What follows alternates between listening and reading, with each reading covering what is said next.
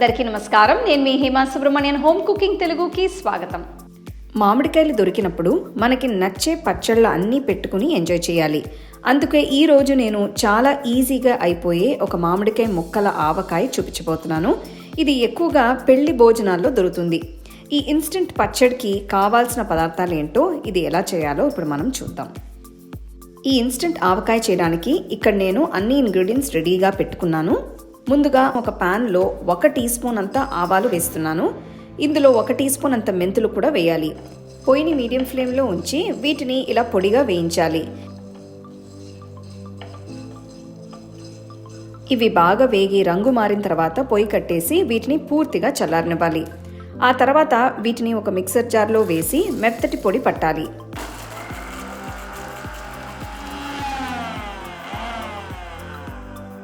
ఈ మెంతావ పొడిని పక్కన పెట్టుకోవచ్చు. ఆవకాయకి ఇదే మెయిన్ అని చెప్పచ్చు. ఈ రెసిపీ కోసం నేను ఒక పుల్లటి మామిడికాయ ముక్కల్ని తీసుకున్నాను. ఇన్స్టెంట్ పచ్చడి కాబట్టి వీటిని ఇలా చిన్న ముక్కలుగానే కట్ చేయాలి. అప్పుడే ఇవి ఉప్పు కారాలు త్వరగా అబ్జర్వ్ చేసుకుంటాయి.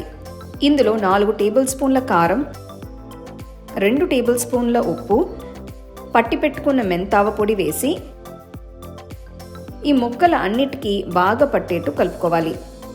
ఈ రెసిపీ కోసం మీరు ఎంత పుల్లటి మామిడికాయ వాడితే ఈ పచ్చడి అంత టేస్టీగా ఉంటుంది. అంతే, ఈ బౌల్ని పక్కన పెడుతున్నాను. ఇప్పుడు పచ్చడిలోకి తాలింపు కోసం ఒక ప్యాన్లో 1/2 కప్ అంత నువ్వుల నూనె వేస్తున్నాను. ఇందులో 1 టీ స్పూన్ ఆవాలు, 10 పొట్టు తీసిన వెల్లుల్లి రెబ్బలు వేసి వేయించాలి. వెల్లుల్లి ఆప్షనల్ అండి, మీరు కావాలంటే స్కిప్ చేసేయచ్చు. తర్వాత 3 ఎండుమిరపకాయల్ని సగానికి కట్ చేసి వేస్తున్నాను. చివరిగా 1/2 టీ స్పూన్ అంత ఇంగువ కూడా వేసి అంత బాగా కలపాలి. ఈ ఆవకాయలు ఏ వెరైటీ పెట్టినా కూడా మీరు నువ్వుల నూనె వాడి చూడండి. ఆవాలు చిటపటలాడిన తర్వాత పొయ్యి కట్టేసి కొన్ని కరివేపాకులు వేస్తున్నాను. కరివేపాకులు వేగడానికి ఈ మాత్రం వేడి సరిపోతుంది. సో ఈ తాలింపుని నేను ఇప్పుడు ఈ బౌల్లో వేసి కలుపుతున్నాను.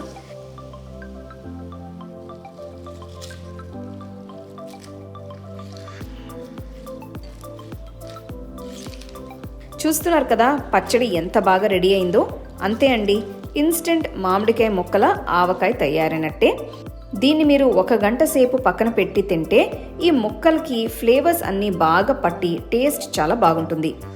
ఈ పచ్చడిని మీరు ఏదైనా ఎయిర్ టైట్ డబ్బాలో వేసి ఉంచి ఫ్రిడ్జ్లో పెడితే కనీసం వారం రోజులు నిల్వ ఉంటుంది. బయట అయితే 3 రోజుల వరకు పెట్టుకోవచ్చు. ఇది పెరుగన్నం, ఇడ్లీ, దోశ లాంటి టిఫిన్స్లోకి కూడా భలే రుచిగా ఉంటుంది. సో తప్పకుండా ఈ రెసిపీని ట్రై చేసి చూడండి. అలాగే నా వీడియోస్ అన్నిటినీ మీరు మిస్ అవ్వకుండా చూడాలంటే హోమ్ కుకింగ్ తెలుగు ఛానల్ని లైక్ చేసి, షేర్ చేసి, సబ్స్క్రైబ్ చేయండి.